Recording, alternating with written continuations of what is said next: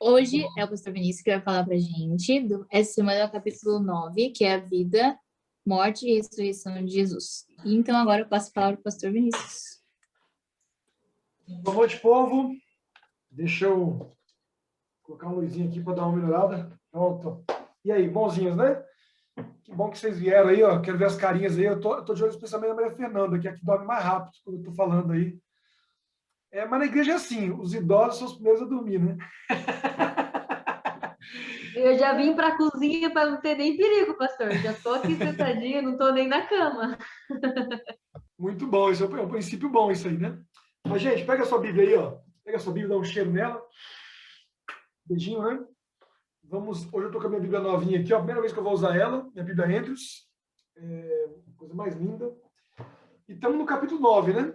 Não sei se tem o livro Nisto Cremos aí. Eu tenho essa versão aqui, acho que todas as páginas são iguais. Capítulo 9, vida, morte e ressurreição de Cristo. Gente, para a gente começar assim, a todo vapor, essa é a razão da gente estar aqui hoje, né? A gente estar vivo, da gente estar feliz, da gente ter esperança, né? É a vida, morte e ressurreição de Cristo. Ela é a base de todo o evangelho, né? É porque é de tudo, né? É o único motivo de existência da igreja. De tudo. Esse aqui é o tema central. Não tem, parece muita polêmica aqui, não sei se o pastor Mateus vai suscitar aí polêmicas hoje, mas hoje eu não quero polemizar também. Eu quero, na verdade, tirar esse supra-sumo aí dessa mensagem poderosa que é a vida, ressurreição e morte de Cristo. Vamos aquecer assim, ó. Já que é o assunto principal da Bíblia, o assunto, a razão de tudo que está na Bíblia, né? No Velho Testamento apontando para Cristo e agora o Novo contando qual foi a sua vida, a sua morte, a sua ressurreição. Me diz aí um verso bíblico, diz aí um verso da Bíblia que fala disso aí, que você gosta de lembrar sobre a vida, a morte ou a ressurreição de Cristo. Vai lá, diz aí. Porque Deus amou o mundo de tal maneira que deu seu Filho unigênito, para que todo aquele que nele crê não pereça, mas tenha vida eterna. É isso aí, essa é a base, né? Porque Deus deu, né, o seu Filho. Isso está falando da encarnação de Cristo. Deus deu na encarnação, Deus deu na morte, e Cristo na ressurreição continuou dado, né? Porque ele não deixou de ser homem, né? Muito bom esse verso aí. Mateus, você vai falar um verso para nós? Eu vou falar Hebreus 9:28, que é um texto que fala sobre isso. Deixa eu ler aqui, que eu não... Diz assim: assim também Cristo, tendo se oferecido uma vez para sempre para tirar os pecados de muitos, aparecerá a segunda vez, sem pecado aos que o aguardam para a salvação. Isso aí, ó. Lindo, né? Esse é o nosso Jesus, né? Maravilhoso o texto. O que mais, galera? Tem uns textos aí que você guarda no bolso aí, para você lembrar nas horas de aflição, momentos de esperança, né? A gente vai ler alguns aqui, mas se tiver mais para falar aí, é bom que vai fortalecendo a visão aí nossa, né? E eu vou ler alguns versos que são mais desconhecidos, assim, não são citados sempre, né? Vamos ler lá um aqui. 2 Coríntios 5,19. Todo mundo abre aí. 2 Coríntios 5,19. Diz assim, ó. Vou esperar você abrir aí, todo mundo abrir.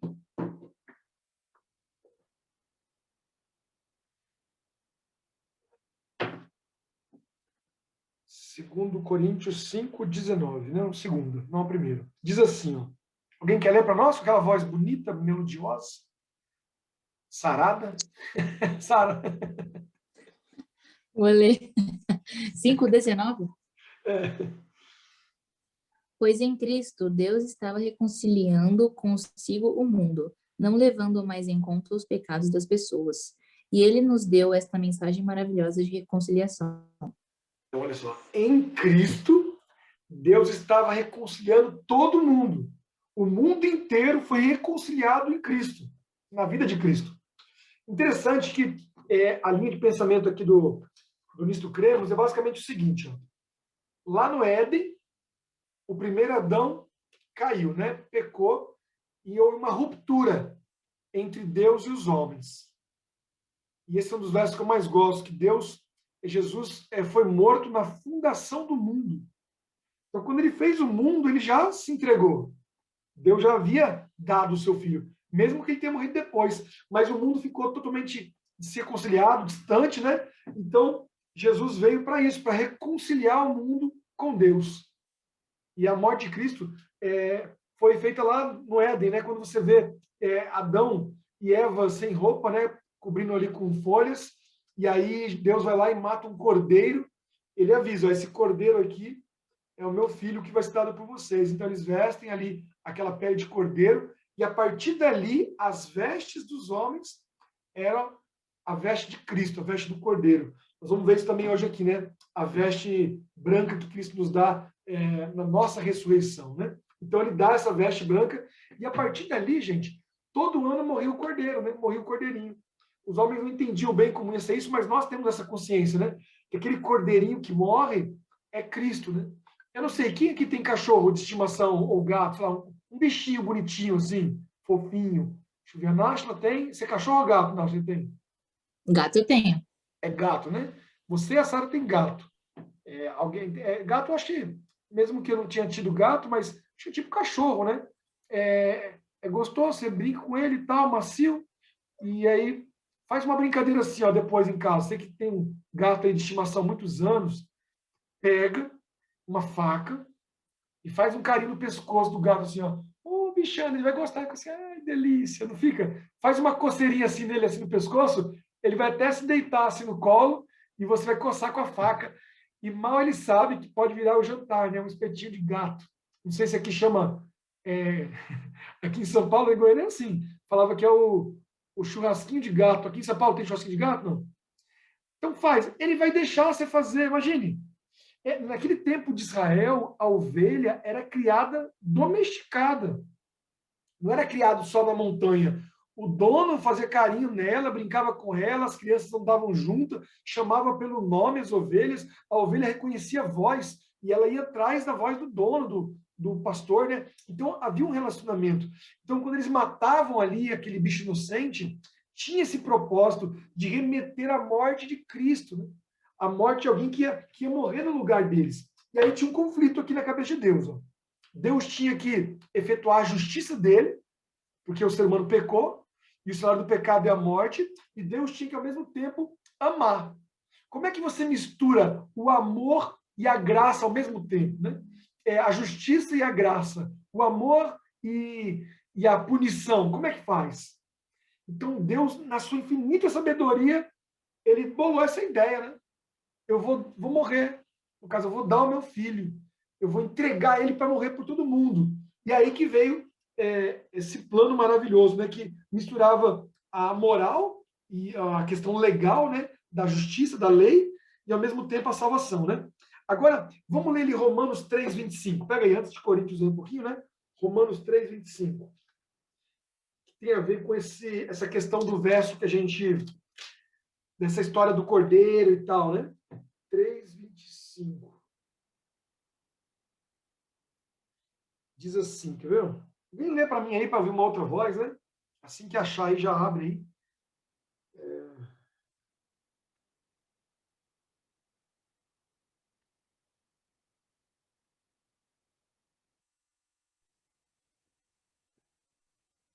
Alguém? Yuri. Qual Deus propôs para propiciação pela fé no seu sangue, para demonstrar a sua justiça pela remissão dos pecados dantes cometidos, sob a paciência de Deus. Então, olha só, essa palavra propiciação ou expiação, aqui no grego, né, ele fala assim, hilasterion, né, é um verbo que tem a ver com a cerimônia lá do santuário, uma propiciação, uma expiação, uma troca, né? O sangue e a importância do sangue, né?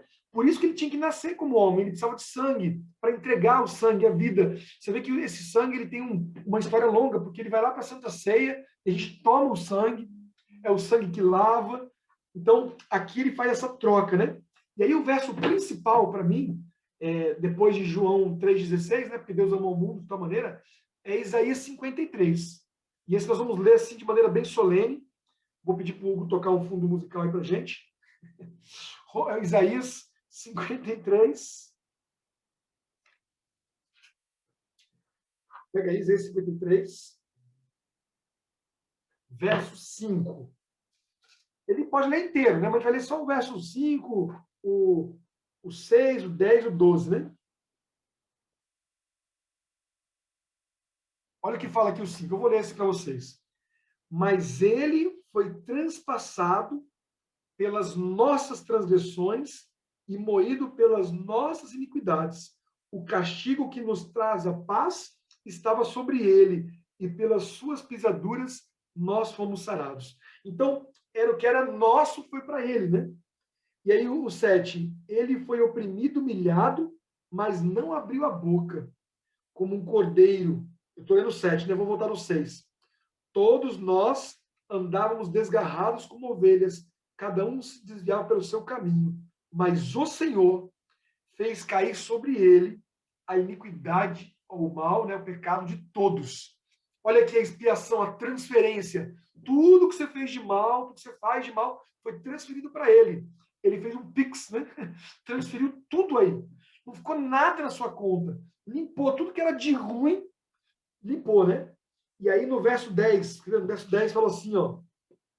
Todavia, ao Senhor, no caso Deus Pai, agradou moer Jesus, fazendo enfermar, quando der ele a sua alma como uma oferta pelo pecado, e verá a sua posteridade e prolongará os seus dias, e a vontade do Senhor prosperará nas suas mãos. Então, Deus fica feliz em ver Cristo sendo moído, descido, morto por nós. Né? Isso aí é a morte de Cristo, né? E aí, finalmente, o verso 12, ele fala assim, por isso eu lhe darei muitos como a sua parte, e com os poderosos repartirá ele o despojo, porquanto derramou a sua alma na morte, e foi contado com os transgressores. Contudo, levou sobre si o pecado de muitos, e pelos transgressores intercedeu. Então, ele vai ter a parte dele, vai receber uma recompensa, né? Aí vem a ressurreição, a salvação de todos, mas ele fala, tomou sobre si o pecado de muitos. Então, a vida de Cristo, gente, a encarnação de Cristo, foi essa entrega de Deus. Deus passou a ser mortal. Você já imaginou? Eu falei que não ia polemizar, mas você já imaginou se Jesus tivesse, sei lá, se apaixonado aqui na Terra por uma mulher, uma perigóspel, e aí ele, sei lá, fizesse uma fornicação, não sei, ou então a mulher do vizinho, ou então ele tivesse se irritado e xingado um cara lá num jogo de futebol, ou então ele tivesse mentido numa situação para proteger sua mãe, para proteger um discípulo. Sabe, amados, um pecado só, a vida que foi entregue seria desperdiçada. Já pensou nisso? Eu estava conversando com um camarada esses dias. Ele traiu a esposa por causa de R$30. Você já imaginou? Você perdeu seu casamento, seus filhos, sua vida toda, assim, talvez até o emprego, por causa de R$30? Já pensou nisso? R$30. Aí ele ficou ali tentado.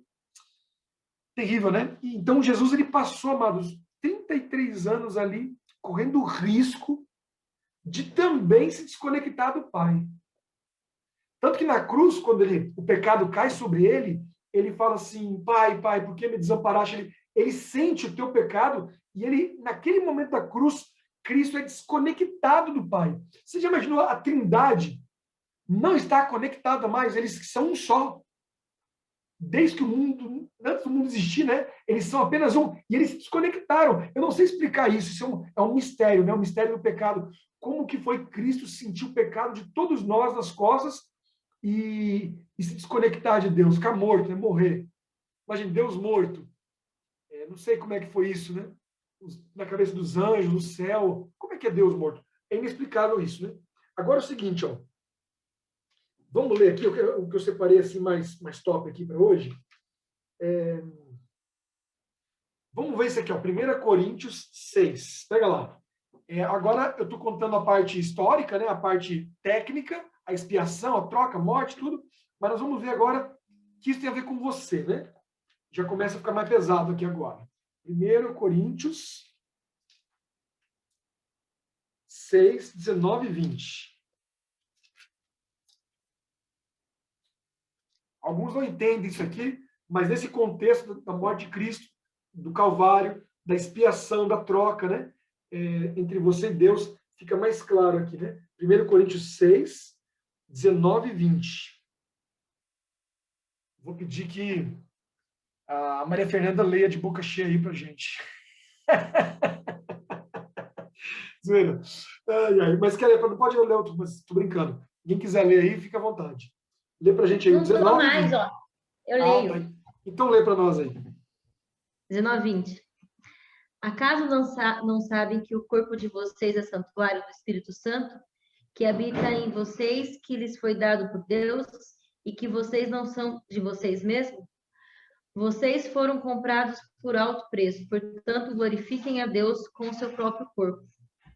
Olha só, isso aqui é uma das visões mais, uma das doutrinas principais que as pessoas não entendem, né? A questão do corpo, né?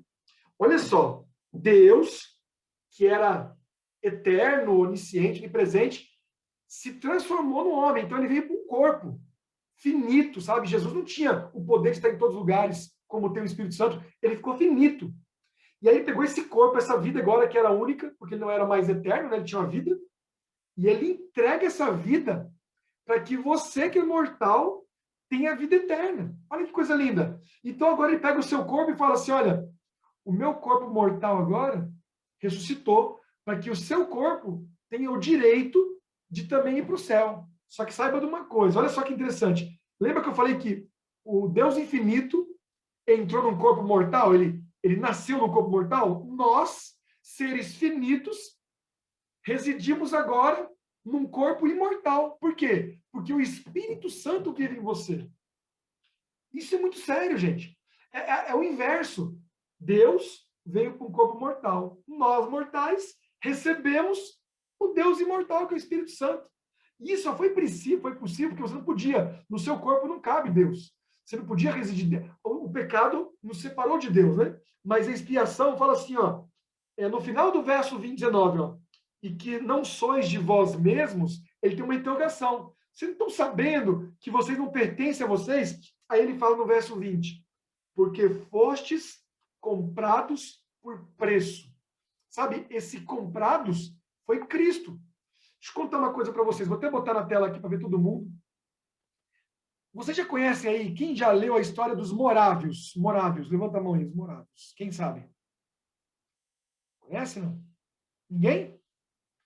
Então, vocês vão ler essa história no Grande Conflito. Ellen White fala no Grande Conflito sobre eles, mas tem muitas histórias que não estão no Grande Conflito. E aí você pode buscar fora. Mas os morávios, eles foram considerados o maior povo de oração de todos os tempos. Eles oraram 100 anos sem parar pelo Espírito Santo. Eles começaram, tipo, meio-dia, e fizeram um revezamento sem parar de orar. E o Espírito Santo falou para eles que eles deveriam ir para todas as nações. Então, ele fazia o seguinte, juntava 25 pessoas, tá aqui, ó, nós somos aqui 8, 12, juntava 25, e esses 25 mantinham o missionário num lugar onde não tinha igreja. Era assim que eles faziam. Então, cada 25 mantinha. Só que tinha um problema. Às vezes, 25 não dava suficiente. E o mais difícil era a passagem. Vamos supor que a gente ia mandar alguém aqui para a China. Sei lá, custa 10 mil reais a passagem. E a gente não tem. Sabe o que os morávios faziam? Eles se vendiam como escravos, escolhiam aqui dos 25, sei lá, pastor Mateus tem cara de escravo, vamos vender ele aqui. Não, não era assim. Um deles falava assim, ó, eu quero me vender. E ele se entregava, pegava o dinheiro que ele se vendeu e dava o dinheiro para o camarada viajar e ser um missionário. Então, enquanto o Mateus é missionário na China, eu ficaria como escravo aqui entre os morávios. Olha que fantástico isso, gente. A pessoa se vender para que o outro pegue. Aqui todo mundo já conhece, então vamos mandar alguém para lá. Então eu fico de escravo aqui para financiar você lá. É tremendo, né? E eu achei isso maravilhoso, mas depois eu lembrei que Cristo foi bem pior, né? Porque ele deixou o céu e não só se fez escravo, como ele morreu por nós, né? Para que a gente fosse comprado. Então, quando a gente fala do seu corpo, que seu corpo pertence a Deus, é verdade. Você foi comprado por alto preço. Vê o capítulo 7 aí de 1 Coríntios. Capítulo 7, 23. A confirmação do que ele está dizendo aí, ó. Quem lê para nós aí? Pode Vocês ler? foram comprar. Pode ler aí. Quem foi que começou? Eu não sei. Sara começou. Hugo, lê o 23, 24, velho.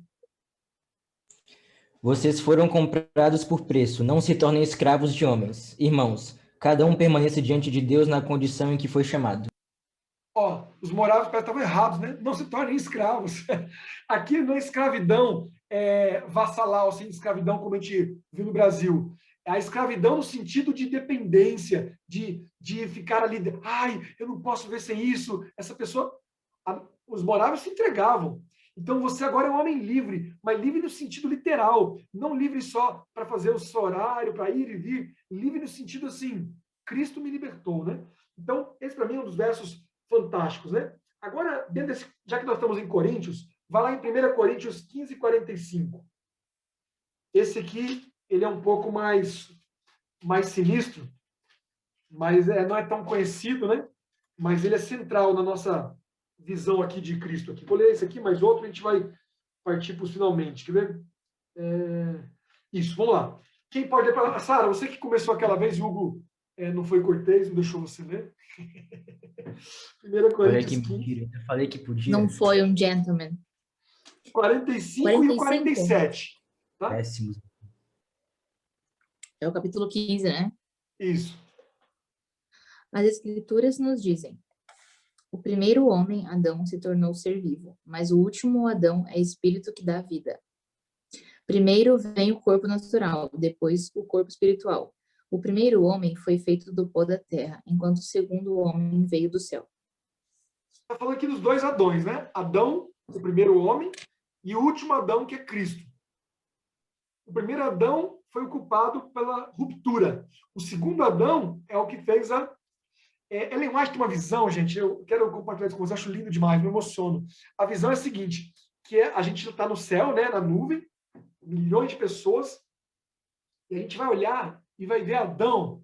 Agora pensa, Adão com 3 metros, e quem é o menorzinho entre nós aí? Acho que é o Hugo. O mais baixinho que tem. Agora imagine, você olhar para Adão. Eu bato na cintura de Adão. Alguns vão bater no joelho, né? Mas vai ser muito diferente. Nós, olha só, nós vamos olhar com admiração. Falar assim, nossa, caraca, olha que fera, Adão. Só que Adão vai olhar para a gente com tristeza. Porque ele vai ver que tudo que ele fez com que a gente ficasse doente, entendeu? Imagine só, se você, de repente, sei lá, foi culpado de uma grávida cair, sei lá, e a criança nasceu paraplégica por sua culpa. Você atropelou ela e a criança nasceu paraplégica por sua culpa. E aí, toda vez que a criança passar por você, numa cadeira de rodas, você vai pensar assim, puxa vida, eu sou o culpado. Esse é o sentimento de Adão, sabe? Ele vê a humanidade e todo mundo ali pequeno, frágil, doente, né? Então, ele diz que ele vai chorar e ele vai caminhar no meio da multidão até Cristo e vai se ajoelhar e vai dizer assim, eu não mereço estar aqui, tudo isso aqui é culpa minha. Então, o segundo Adão vai colocar a mão sobre ele e falar assim, fica tranquilo, porque por minha causa todos estão aqui, inclusive você. Uma cena fantástica, né? Jesus falou, eu paguei, tá pago. Do maior ao menor, tá pago. Sabe, a vida de Cristo, além de ser uma inspiração, uma salvação, uma expiação, uma troca, a resolução de tudo, também gente, olha que interessante, é uma motivação, uma inspiração para a gente. Você não fica inspirado quando você vê Cristo? Olha só o que diz aqui o Nisto Cremos. Não sei quem tem Nisto Cremos aí, na página 144, se quiser abrir aí. Eu não sei se a página é igual. Verifica para mim aí, a galera da liderança aí. 144? Vê se está escrito assim no meio da página, a inspiração da vida de Cristo. É igual, né? Eu vou ler com vocês aqui, ó. Olha só. A vida terrestre de Cristo também ofereceu à humanidade um modelo de como viver. Olha só, ele não só deu a vida para a gente, morreu por nós, mas ele deu um modelo, assim, sabe? um modelo de humildade, um modelo de graça, um modelo de amor, um modelo de conduta, um modelo de tratamento com o outro, um modelo de amor, né? Aí fala assim, ó, Pedro, por exemplo, recomenda-nos o modo como Cristo respondeu aos abusos que foi submetido.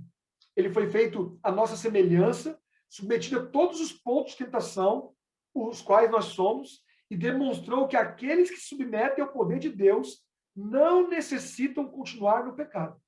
A vida de Cristo provê certeza de que podemos viver vitoriosamente, como Paulo testificou. Tudo posso naquele que me fortalece. Pega aí o que Pedro falou lá. 1 Pedro 2,21, lá no finalzinho.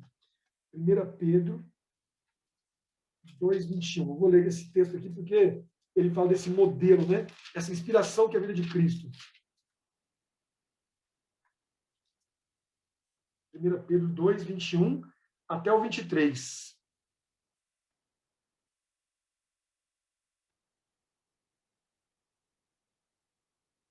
Quem pode ler para nós aí? Especialmente o 21. É lindo demais.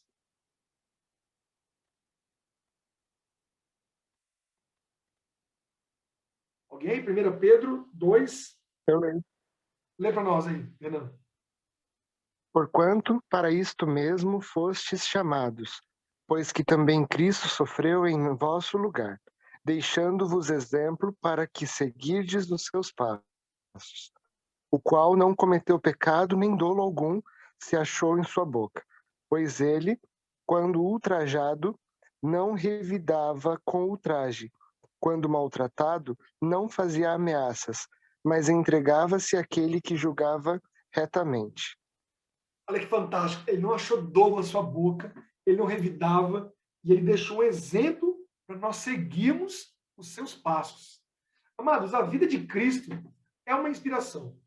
A maior tristeza de um cristão, liga comigo aqui, eu vou até mudar minha câmera aqui, para quem for assistir depois isso aqui na internet depois. Olha só. Eita, foi o Renan. Deixa eu consertar isso aqui. Olha nos olhos aqui. Você que é jovem aí, que está... você que gosta de servir a Jesus, a pior tristeza para um cristão é não ser apaixonado pela vida de Cristo, sabe? Não conseguir olhar para Jesus, sabe? E ficar inspirado assim, nossa, eu quero ser igual a ele. Ele é razão. Sabe aquele menininho que olha filme, sei lá, do Superman e começa a usar a cueca do lado de fora da roupa? Tanta inspiração que ele tem. Assim, sabe, a gente olhar para Jesus e falar assim, eu quero ser como ele. É legal a admiração assim, ó. Ele me salvou, meu herói. Só que Cristo, ele não é um Deus distante. Ele nos salvou, ele fez o que você não podia fazer, mas ele está chamando você para você viver uma vida como ele viveu. E ele quer viver em você para isso, ele quer fazer parte da sua vida. E aí termina aqui o Nisto Cremos, falando assim, ó, que a ressurreição de Cristo completa isso. Porque ele renasceu para dizer, olha, eu estou vivo. Então viva em mim agora. Porque nós podíamos ser uma igreja em luto, né? O tempo todo assim, nós perdemos nosso mestre, ele morreu. Sabe, uma igreja de lamúria, uma igreja de tristeza. Tem muito cristão vendo assim, né? Que vive assim, muito duro, não pode jogar futebol no sábado, não vou poder ver a final do Brasil aí na Copa América, porque o governo aumentou a gasolina. Sabe, é cristão que vive de um Deus enlutado, um Deus no crucifixo. Não, Jesus, ele ressuscitou, e ele vivificou a gente, ele trouxe vida, ele trouxe inspiração, trouxe motivo, trouxe esperança. Agora nós estamos só aguardando subir. Nós estamos prontos para subir, né? Diz assim, lá em 1 Coríntios 15, né? Essa é vã nossa pregação e vã a vossa fé, se permanecemos em nossos pecados. Se Cristo ressuscitou, é vã a nossa fé. Se ele não está vivo, nós estamos no nosso pecado, estamos lascados, estamos largados nesse mundo. Mas graças a Jesus Cristo, né, que ele mesmo deu a vida e ele mesmo tomou de volta, né? Vida, morte e ressurreição. É basicamente esse aí o resumo que eu queria fazer com vocês. Que você lembre sempre, né, ao contemplar Cristo, de que ele está vivo hoje, não como um fiscal, né, na porta do céu, mas como um amigo te ajudando na sua caminhada para que você também tenha uma vida se for preciso morrer e ressuscitar, ele vai estar com você todos os dias, né? Até a vinda dele, né? Na última partezinha aqui, na página 146, lá no último parágrafo, diz assim, ó, motivação para ação missionária. O insondável amor revelado no ministério reconciliador de Deus, por intermédio de Jesus Cristo, motiva nosso testemunho missionário aos outros. Quando experimentamos em nós mesmos, não podemos conservar em segredo o fato que Deus não levará em conta contra a pessoa os pecados daquele que aceitaram o sacrifício substitutivo de Cristo. Teremos prazer em repassar aos outros o comovente apelo do Evangelho, em nome de Cristo, pois rogamos que vos reconcilie com Deus. Aquele que não reconheceu o pecado, ele o fez pecado por nós, para que nele fôssemos feitos justiça de Deus.